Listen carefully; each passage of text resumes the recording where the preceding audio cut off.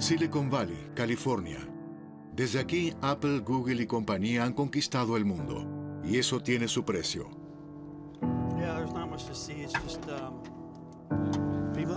La gente dice, si eres de los altos, tienes que ser rico.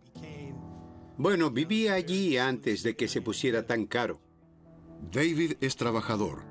El auge de las empresas de tecnología hace que los alquileres sean inasequibles para él. Desde hace 3 años vive en su camioneta justo al lado del campus de Google.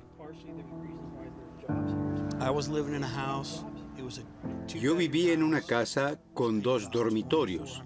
Pagaba $2,400 al mes hasta que el propietario se dio cuenta de que podía obtener $5,000 al mes por la casa.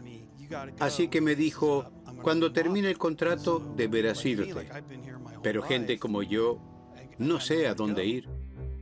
Silicon Valley y San Francisco son parte del área de la bahía. Aquí viven 35,000 personas sin hogar y al mismo tiempo se da la mayor densidad de multimillonarios del mundo. La pandemia ha agravado aún más la desigualdad. No tenemos una verdadera democracia si algunas personas no solo satisfacen sus necesidades básicas, sino que viven en toda abundancia concebible, mientras que otras apenas pueden sobrevivir. Esto demuestra que la supuesta democracia en este país es una farsa. Facebook, Google, Amazon y Apple han transformado la economía mundial. ¿Han crecido demasiado? Algunos políticos quieren limitar su poder. El propósito de la audiencia de hoy es examinar la dominancia de Amazon, Apple, Facebook y Google. Los jefes de la empresa son convocados ante una comisión de investigación. La industria de la tecnología es una historia de éxito estadounidense. Nuestros productos cambiaron el mundo y mejoraron la vida de las personas. Google quiere desarrollar productos que mejoren las oportunidades para todos, independientemente de dónde vivan, en qué crean o cuánto dinero ganen. Las empresas de tecnología no ven ningún problema en su monopolio. Uno de los problemas que tienen los ejecutivos de Silicon Valley es que piensan que porque sus intenciones sean buenas, los resultados serán buenos. Les cuesta imaginar que a pesar de sus esfuerzos, algunas cosas han salido fatal.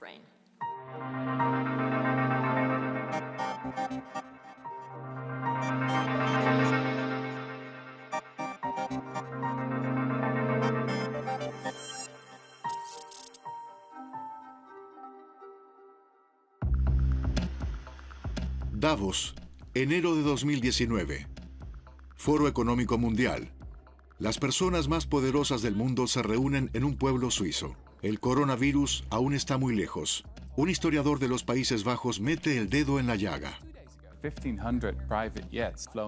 Han volado hasta aquí en 1.500 jets privados. Se habla de justicia, equidad y transparencia, pero casi nadie habla del tema más importante, la evasión fiscal. Debemos hablar de impuestos de una vez por todas. Impuestos, impuestos, impuestos. Todo lo demás es una tontería, es mi opinión. El hecho es que a unos pocos súper ricos les pertenecen cada vez más partes del mundo. Y una de las razones es la evasión de impuestos. Entre 2014 y 2018, el multimillonario director de Amazon, Jeff Bezos, pagó una tasa impositiva efectiva del 0,98%. Nada si se compara con la tasa impositiva máxima de casi el 40% en Estados Unidos. Para el historiador económico Adam Tooze, el problema es sistémico. Son los impulsores de la desigualdad. El elemento clave del aumento de la riqueza y los ingresos del 1% más rico no es solo la gente de Wall Street. Son también las élites directivas de estas corporaciones, que tienen grandes opciones sobre acciones, una generosa remuneración y además bonificaciones. Esas empresas exitosas distorsionan la estructura de la sociedad estadounidense y aumentan la polarización. La pandemia ha agudizado esta tendencia. El patrimonio neto de Jeff Bezos creció durante la pandemia en $80,000 millones, mientras que muchos estadounidenses perdieron sus trabajos. Este es el relato habitual de la creación de riqueza, que se crea en la cima por estos brillantes empresarios e innovadores. Y entonces se va filtrando al resto de la población. Gotea hacia abajo. Claro, podemos grabarlos, pero también debemos estar agradecidos con ellos y no grabarlos demasiado. Lo que estamos viendo, también debido a la pandemia, es que en realidad es al revés. Los verdaderos creadores de riqueza, de los que realmente dependemos, son los fontaneros, los maestros, las enfermeras, las cuidadoras, etc. Si dejan de trabajar, la sociedad se derrumba. Evadir impuestos. Esto es lo que empuja a las empresas de tecnología a asentarse en zonas rurales. Por ejemplo, en Prineville, Oregon. En medio de la nada, Facebook ha invertido $2.000 millones en un centro de datos. Antes de que llegaran las empresas de tecnología, esta era una ciudad muy tranquila, sede administrativa del condado. La economía estaba estancada antes de que vinieran las empresas de datos. En 2009 atrajeron a Facebook con exenciones fiscales. La ciudad le eximió de $130 millones de impuestos. Y eso que Facebook generó ganancias de casi $30.000 millones solo en 2020.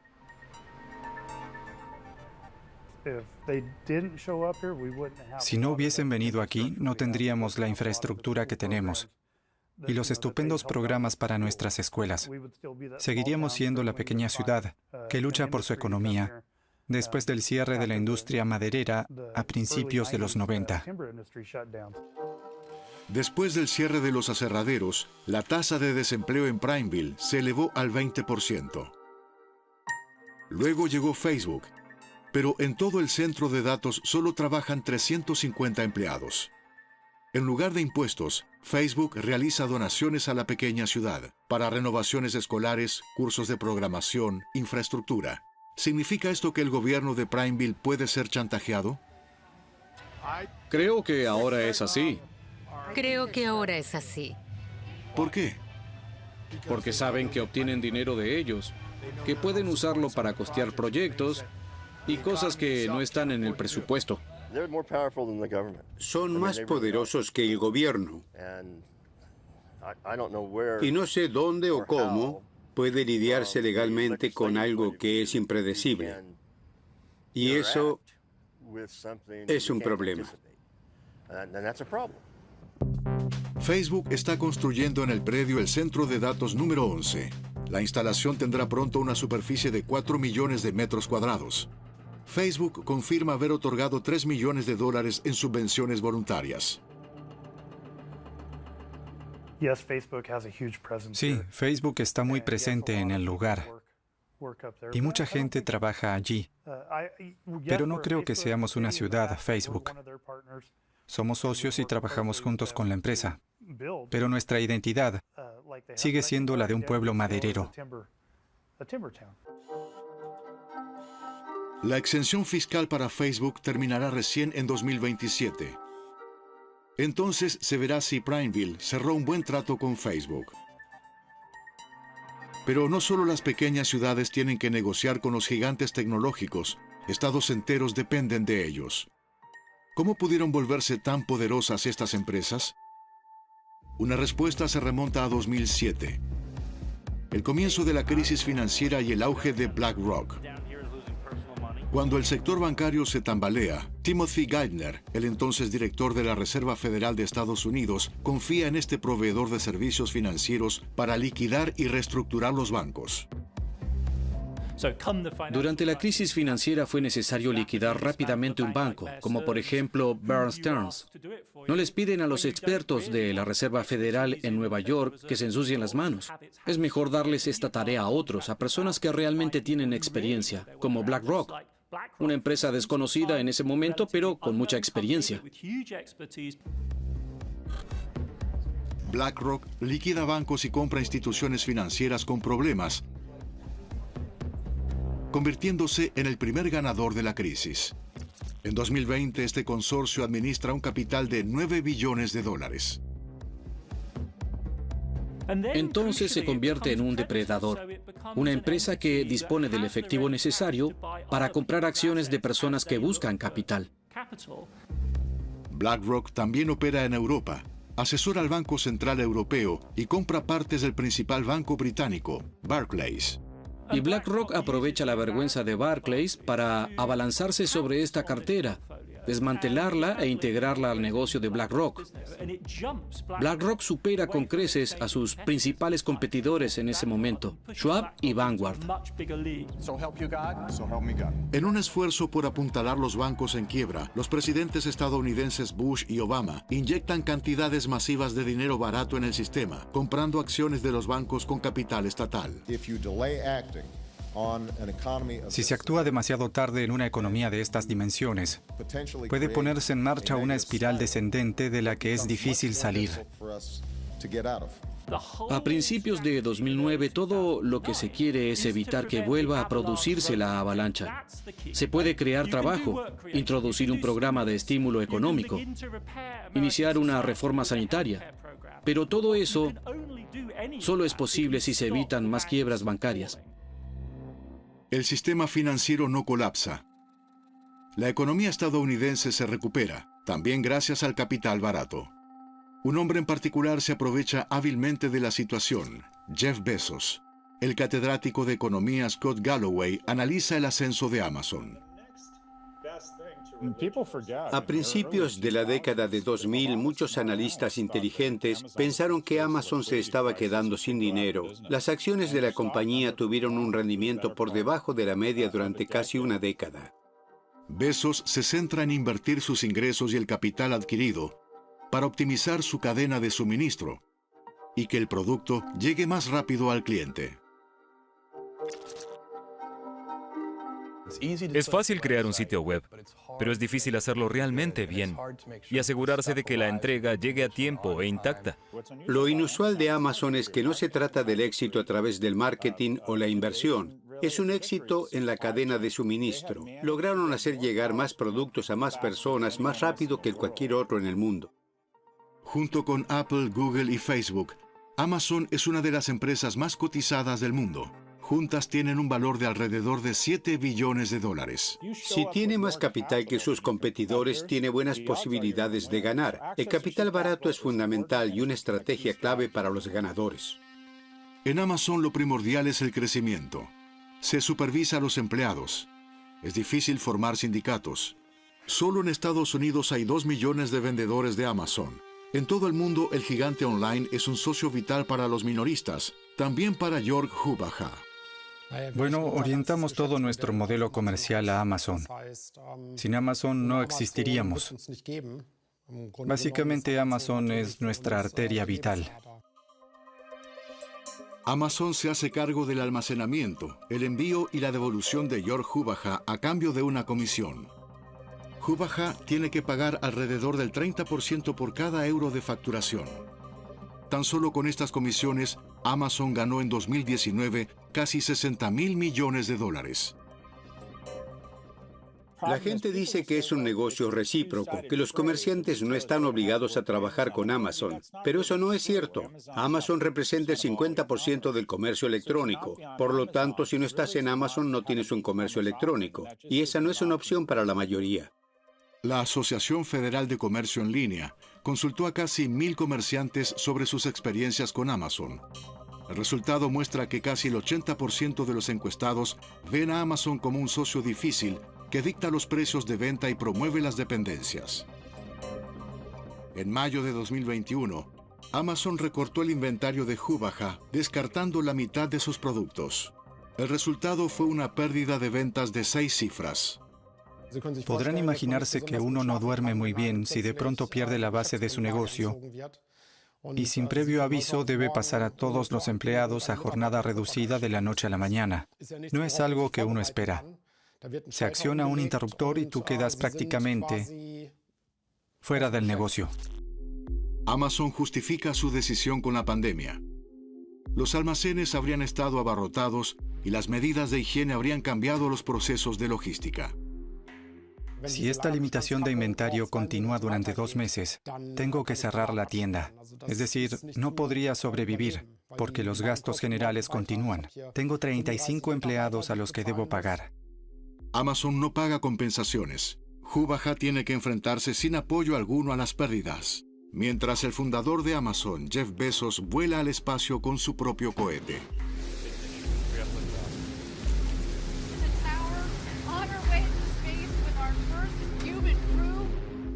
El poder del mercado de las grandes empresas tecnológicas también surge de la adquisición de otras empresas, no solo en su propia área comercial, sino también en otras áreas. Compran cientos de competidores y utilizan su tecnología o la entierran.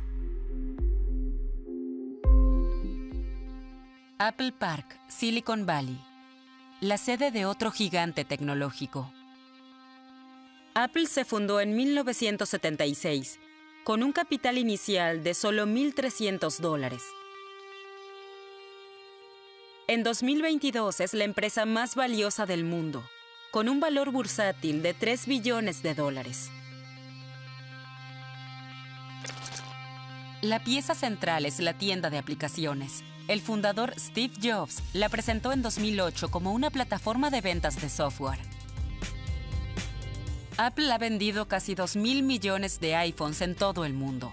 Si un software tiene éxito o no, lo decide su presencia en la tienda de aplicaciones. Para ello, Apple exige del 15 al 30% de los ingresos. David Heinemeier Johnson no quiere aceptarlo. Malibu, California. Aquí es donde vive el empresario que se dio a conocer en el ambiente tecnológico con el software Basecamp. Básicamente nos dicen que si no nos gusta el trato, podemos irnos y cerrar el negocio. ¿Eso es darnos una opción? Es una táctica mafiosa. También la forma en que reclaman el dinero es despreciable. El desarrollador de software Heinemeier Johnson quiere vender su nuevo programa de correo electrónico, pero sin una comisión tan alta. ¿Y de pronto tendrá un 30% o un 40% del mercado? Tal vez deberíamos subir nuestros precios. El público está cautivo. Así es como funcionan los monopolios. Otras empresas también están tomando medidas contra la comisión de Apple. Spotify presenta una demanda en Europa. La Comisión de la Unión Europea inicia un proceso antimonopolio. En los Estados Unidos, el desarrollador de juegos Epic Games también presentó una demanda. El CEO de Apple, Tim Cook, tiene que defenderse ante los tribunales. Aquí no se trata de destruir a Apple ni a nadie. Se trata de darnos a todos una oportunidad de acceso al mercado. Las empresas de tecnología deciden bajo qué condiciones se permite la entrada en su sistema. Mientras tanto, recopilan datos sin parar. Tan solo el holding de Facebook, Meta, tiene un total de 3.000 millones de usuarios en 2022, gracias a la adquisición de WhatsApp e Instagram.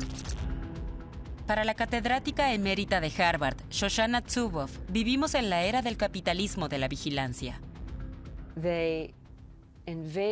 Invaden nuestra vida privada a través de la vigilancia. Obtienen datos de comportamiento y consideran que esa cantidad de datos es de su propiedad. Así funciona el capitalismo de vigilancia. Es una operación fundamentalmente ilegítima. Los datos son utilizados para campañas publicitarias y políticas.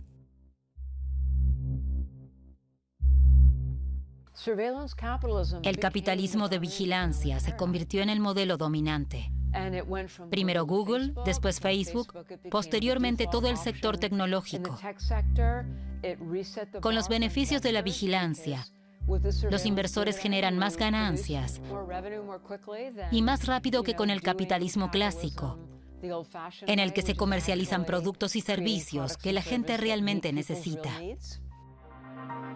Marietje Schaake, de los Países Bajos, es ex miembro del Parlamento Europeo y actual directora del Centro de Política Cibernética en Stanford. Uno de los problemas que tienen los ejecutivos de Silicon Valley es que piensan que porque sus intenciones sean buenas, los resultados serán buenos. Les cuesta imaginar que a pesar de sus esfuerzos, algunas cosas han salido fatal. Schaake y Zuboff son parte de un comité de expertos que vigila de cerca a Facebook. Estos activistas colocaron bolsas para cadáveres frente a la oficina de Facebook en Washington. Consideran que la influencia electoral y la desinformación a través de Facebook son letales, especialmente durante la pandemia. Aunque vender anuncios no parece ser una amenaza para la vida, puede conducir a una dinámica peligrosa, con la difusión viral de odio, con personas que salen a las calles porque realmente creen que las elecciones estadounidenses se ganaron por fraude. Cuando los objetivos de beneficio determinan cómo se difunde la información, solo importa la obtención de ganancias, el daño se pierde de vista y la sociedad paga el precio. En 2018, el director de Facebook, Zuckerberg, testificó varias veces ante los comités de investigación, como aquí en el Senado de los Estados Unidos en 2018. Mi máxima prioridad siempre ha sido nuestra misión social: conectar a las personas con una comunidad y unir al mundo. El gobierno de los Estados Unidos abrió varios procesos judiciales contra los gigantes tecnológicos. La Comisión Federal de Comercio demandó a Facebook por crear un monopolio. El Departamento de Justicia demandó a Google. La Cámara de Representantes incluso consideró la posibilidad de desmantelar las empresas, hasta ahora sin mucho éxito. Las cosas se han revertido. Ahora los innovadores de las empresas tecnológicas creen que tienen ventaja, porque disponen de más recursos que el gobierno que debería regularlos. ¿Son las grandes empresas tecnológicas más poderosas que los estados? Para Ramesh Srinivasan, de la Universidad de California, esta es una pregunta crucial. ¿Quién influye en cómo nos sentimos, en lo que creemos, en lo que pensamos, con quién nos conectamos, lo que sabemos? Todo esto sucede de manera intensa y omnipresente. A través de empresas tecnológicas privadas, a través de Google, los resultados de búsqueda de Google, la línea de tiempo de Facebook, etc. Creo que fue un error depositar tanta confianza y responsabilidad en comerciantes y anunciantes. Un gran error. Es importante que los gobiernos democráticos comiencen a utilizar la tecnología para promover sus propios proyectos democráticos y no que las empresas tecnológicas los utilicen solo para lograr sus objetivos. Muchos críticos ven a la Unión Europea como la gran esperanza para tratar de contener el poder de los gigantes tecnológicos. 2 nuevas directivas serían el inicio. La Ley de Servicios Digitales, DSA, garantizaría que plataformas como Facebook y Twitter asuman más responsabilidad. Eliminar contenido ilegal, proteger la transparencia y los derechos básicos. La Ley de Mercados Digitales, DMA, define las reglas de competencia leal. En otras palabras, permitir la competencia y compartir datos. Algo que afectaría a Amazon, Apple y Google. La comisaria europea de competencia, Margrethe Vestager, responsabiliza a las empresas. El tamaño conlleva responsabilidad. Deben reconocer lo que tienen que hacer y lo que no pueden hacer. Facebook y compañía luchan contra estas directivas con la ayuda de grupos de presión. Las empresas tecnológicas gastaron en 2020 alrededor de 100 millones de euros en influencia política solo en Bruselas. Dinero con el que contratan a expolíticos con excelentes contactos. Facebook, por ejemplo, a Nick Clegg, ex viceprimer ministro de Gran Bretaña. Se produce sin duda un desequilibrio. Las grandes empresas tecnológicas tienen muchos recursos. Nosotros, como diputados, tenemos en Bruselas equipos muy pequeños, con 3 o 4 empleados que también trabajan en el contenido. Entonces, lógicamente, como diputado, no podemos competir con los grupos de presión de las grandes empresas de tecnología, con los recursos que pueden invertir. Rasmus Andresen es miembro del Parlamento de la Unión Europea por los Verdes. Cada semana recibe solicitudes de reunión de grupos de presión, esta vez de un representante de Amazon. Amazon quiere imponer sus intereses. Creo que intentarán darnos sugerencias para diluir la ley de tal manera que no les afecte o que, en esencia, no cambie nada en su modelo de negocio. ¿Los grupos de presión son legales, pero también legítimos? Andreas Schwab representa al Partido Cristiano Demócrata en el Parlamento Europeo. Nos cuenta que las grandes corporaciones están también encubiertas en diversas asociaciones empresariales. Entonces vienen con la primera Asociación Europea de Empresas Estadounidenses, después vienen con la Asociación Europea de Empresas Digitales, después vienen con la Asociación Europea de Empresas Tecnológicas y después vienen con la Asociación Empresarial Estadounidense y después vienen con la Asociación Empresarial Estadounidense de Empresas Tecnológicas. Después vienen y vienen y vienen. Y en algún momento, como miembro del Parlamento, tienes que pensar en cuánto tiempo puedo dedicarles realmente a sus peticiones. ¿No debemos dedicarle mucho más tiempo al resto de ciudadanos, empresas, etcétera? Presión de lobby contra leyes obstructivas. Y si eso no funciona, todavía existe el largo proceso legal. La Comisión de la Unión Europea propone 80 organismos para hacer cumplir las reglas. Tan solo el departamento legal de Apple tiene un total de 900 empleados. Por supuesto que no podemos competir en lo que respecta a la financiación de los grupos de presión. No podemos competir en lo que respecta al número de abogados. Lo que tenemos que aportar es el compromiso de hacer las cosas bien. Google, Facebook y Apple también invierten grandes sumas de dinero en grupos de presión en Estados Unidos. David Heinemeier Hansson ha experimentado en varios estados estadounidenses cuán fuerte es la presión. Este desarrollador de software lucha contra Apple. Testifiqué ante la Cámara de Representantes de Arizona y la presidenta del comité dijo en su discurso de apertura que Apple había comprado a todos los grupos de presión de la ciudad y trataría de evitar la audiencia.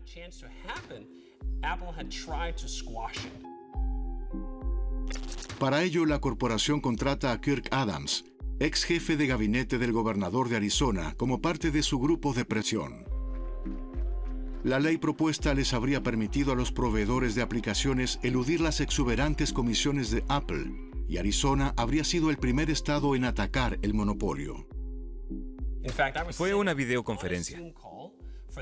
Esperamos para dar nuestro testimonio y entonces, en medio de la audiencia, sencillamente dijeron, "Oh, no discutiremos esta moción. Ha surgido algo. Ya no está en la agenda." Pensé que estaba viendo una película. No hay votación sino un trato en el cuarto trasero. La ley que habría puesto en peligro el poder de mercado de Apple fue refrenada. Una regulación similar fracasó también en 2021 en Dakota del Norte.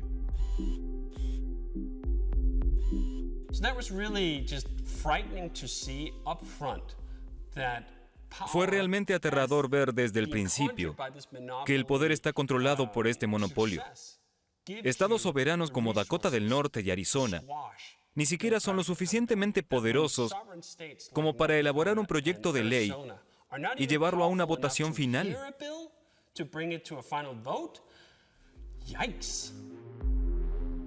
Apple confirmó el uso de influencia y defendió el procedimiento. Esta legislación amenaza con destruir este modelo tan exitoso, así como los mecanismos de protección y seguridad de datos que esperan nuestros clientes. ¿Está la democracia amenazada por el poder de las megacorporaciones internacionales? Si observamos algunos de los momentos más oscuros de nuestra historia, uno de los pasos más importantes hacia la tiranía se ha dado cuando el poder privado ha asumido el gobierno. El gobierno debería representar nuestros mejores intereses y contrarrestar los poderes privados que siempre buscan ganancias e ignoran externalidades, ya sean de presión, desinformación o la manipulación de nuestras elecciones. En Washington hay más miembros de grupos de presión trabajando a tiempo completo para Amazon que senadores estadounidenses. El Departamento de Comunicaciones y Relaciones Públicas de Facebook es más grande que la sala de redacción del Washington Post. Las relaciones entre Silicon Valley y Washington son estrechas. Google fue uno de los grandes donantes de la campaña electoral de Barack Obama en 2012. En Estados Unidos, las empresas básicamente pueden comprar elecciones. El sistema es corrupto, de modo que hay que cambiar el sistema, allí donde influyen nuestros políticos electos. Aquí se erigirá pronto el nuevo centro de distribución de Alibaba, la versión china de Amazon. Hay resistencia local.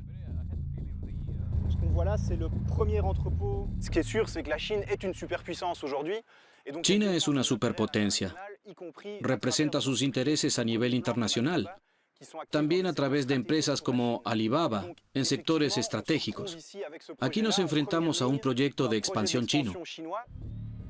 Lieja forma parte de la nueva Ruta de la Seda, el principal proyecto de infraestructura de China del siglo XXI. El acuerdo fue iniciado por el rey Felipe de Bélgica, aquí con Jack Ma, el fundador de Alibaba. La proximidad del Estado y las empresas es típica de China, dice el experto digital Kai von Karnap. Esto ha aumentado significativamente en el último año por la expansión de las denominadas células del partido. Las células del partido son órganos o cuerpos del Partido Comunista dentro de los consorcios de diferentes corporaciones del sector privado, pero especialmente en el sector tecnológico. En Alibaba también trabajan funcionarios del partido. Lucro y política al servicio del partido. El ministro de Finanzas de Valonia no ve ningún peligro. No quiero ser defensor de estados autoritarios. El comercio global es una realidad y prefiero el intercambio entre países democráticos. Pero no soy ingenuo. No creo que vivamos en un mundo en el que seamos buenos, solo buenos. Eso sería maravilloso, pero no es la realidad. ¿Las opciones son solo comercio electrónico o imperialismo chino? Después del declive de la industria del acero, la tasa de desempleo en Lieja es alta. ¿Crecimiento a cualquier precio? Desde hace 30 o 40 años las empresas multinacionales nos han engañado. Hasta ahora han sido principalmente empresas estadounidenses. Ahora lo intentaremos con los chinos. Aprovechan que tenemos un alto nivel de desempleo y que buscamos desesperadamente inversores extranjeros. En 2021, 2 de las 10 principales empresas tecnológicas son chinas. Podría seguirlas otra empresa, ByteDance, la empresa matriz de TikTok, Douyin en chino. Con sus videos cortos, TikTok dejó atrás a la competencia estadounidense. La receta del éxito. Se pudo mejorar el algoritmo gracias a una mejor comprensión de nuestro comportamiento en línea. Además, China tiene una comunidad en línea muy grande, con poca protección de datos, que en conjunto fueron suficientes para alimentar un algoritmo que reconoce mejor lo que queremos ver a continuación. TikTok está en el mercado desde 2018 y se ha descargado más de 2.000 millones de veces. Tiene más usuarios que Facebook y WhatsApp. También en ByteDance lleva el timón el Estado chino. Controla datos y censura contenido. Existe un catálogo de temas sensibles relacionados con temas domésticos. Tiananmen, Xinjiang, Hong Kong y Taiwán son temas sensibles que no deben publicarse en TikTok o su equivalente chino. Existen estas pautas tanto en Europa como en Estados Unidos. Hace unos meses, una usuaria intentó expresar críticas a las violaciones de derechos humanos en Xinjiang en un video de maquillaje, oculto bajo la premisa del video de maquillaje. A los pocos días se descubrió y fue borrado. ¿Cuánta influencia tiene el Partido Comunista en TikTok? En su respuesta, la empresa enfatiza que se están cumpliendo leyes locales. Nuestra pregunta acerca de si el gobierno tiene acceso a los datos de los usuarios de TikTok no obtiene respuesta. En Pekín crece el temor al poder de sus propias empresas tecnológicas. Alibaba debe pagar una multa de 2.300 millones de euros por abuso de mercado. En ByteDance, el Estado compra participaciones. Desde fines de 2020, el régimen ha estado tomando las riendas en el mercado tecnológico y analiza una prohibición de estos modelos comerciales.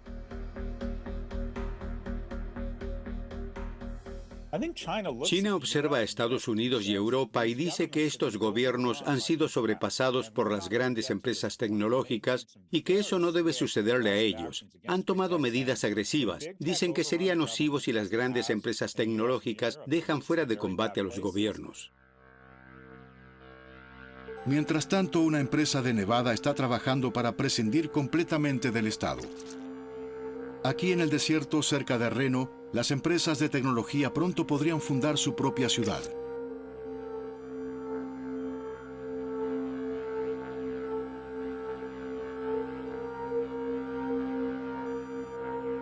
El modelo proviene de la empresa Blockchain LLC, que trabaja con criptomonedas. El director Jeffrey Burns desea crear las denominadas zonas de innovación con su propia normativa municipal. Burns dona dinero a Steve Sisolak, el gobernador de Nevada, y contrata influyentes grupos de presión. Hay conversaciones en cuartos traseros. Pocos meses después, el gobernador anuncia un proyecto de ley. El periodista Sam Metz informa sobre el proceso. Respecto a las zonas de innovación propuestas, cualquier empresa tecnológica que compre un terreno e invierta una determinada cantidad de dinero podría solicitar una zona de innovación. Esto le otorgaría las mismas competencias que a las autoridades. La condición es que las empresas de tecnología inviertan al menos $1.250 millones. A cambio, se les permitiría introducir su propio sistema judicial, fiscal y escolar. ¿Soberanía estatal por un puñado de dólares? La historia de Nevada es la historia de políticos que intentan romper la hegemonía de una industria dominante. Primero fue la minería, después los juegos de azar y el turismo, y ahora la pandemia le ha demostrado al Estado que es difícil confiar tan solo en una industria. El coronavirus golpeó duramente a Nevada. El gobernador ha puesto la esperanza en el dinero de Blockchain LLC. En Nevada existe una gran preocupación por los grandes actores que compran tierras y grupos de presión y consiguen una audiencia con el gobernador. ¿Por qué quiere excluir al Estado democráticamente legitimado?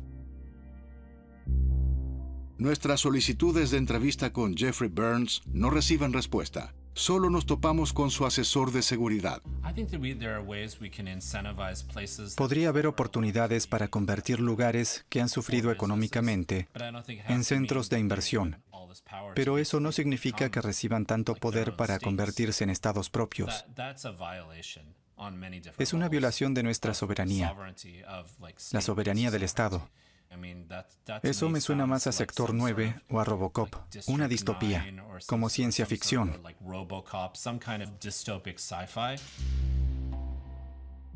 Después de duras críticas, el proyecto de ley es anulado, provisionalmente. El gobernador Steve Sisolak y Blockchain LLC se siguen aferrando a la idea de vender poder estatal a corporaciones tecnológicas. En Washington continúa la lucha contra el poder de mercado de Google, Apple, Facebook y compañía. El Congreso se basa principalmente en la ley antimonopolio. En pocas palabras, tienen demasiado poder. Sin embargo, ¿cuán prometedores son los juicios? El experto legal Chris Sagers se muestra escéptico. El riesgo de una ley antimonopolio, incluso muy agresiva, no es que destruya algo, es que cualquier bien que haga no será sostenible. Me temo que durante algunos años tendremos intervenciones agresivas.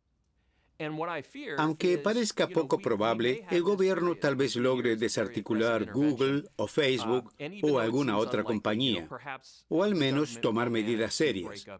Pero es solo cuestión de tiempo antes de que alguien más descubra cómo puede establecer un nuevo monopolio. El presidente Joe Biden se muestra combativo. Sin embargo, tiene que llegar a un acuerdo.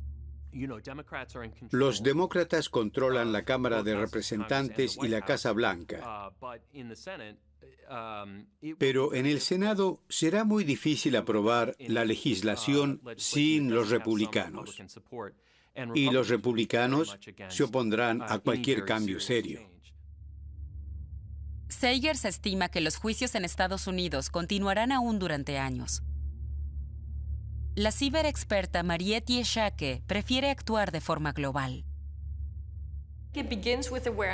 Comencemos a darnos cuenta de hasta qué punto el poder de las empresas de tecnología, grandes o pequeñas, está dañando todo el sistema. Debemos comprenderlo. Luego necesitamos mecanismos para garantizar que se restablezca el equilibrio y que la democracia sea lo primero, no la tecnología. La profesora Shoshana Zuboff exige la prohibición del modelo comercial de Facebook y compañía, es decir, la recopilación de datos de los usuarios y su comercialización. Estas operaciones que aumentan el contenido divisivo con fines de lucro, que aumentan el odio con fines de lucro, que aumentan las mentiras que cuestan vidas, deben ser ilegales. Debemos prohibirlo. Zuboff cree que las leyes pertinentes ya existen. Solo tendrían que adaptarse a los actores de la era digital.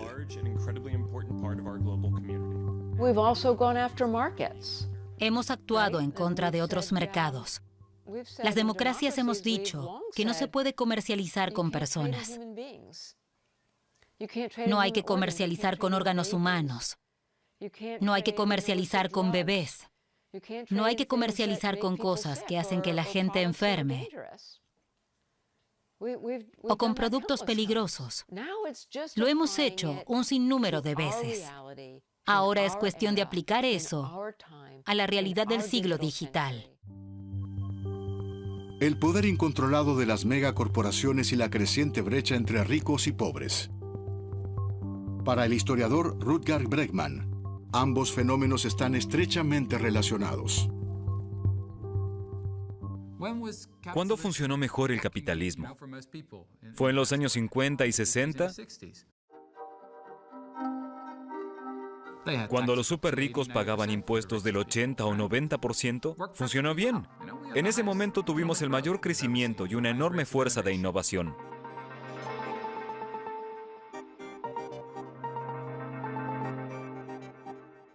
Mucha gente hoy día piensa que eso es comunismo, que no funcionará nunca. Pero si estudiamos la historia, sabemos que puede funcionar muy bien. Codicia, nuevas tecnologías y política de Estado. Un mundo en la sombra que las generaciones venideras tendrán que volver a domar una y otra vez. Mr. Jordan, you made a unanimous consent request. Objection was heard. Those are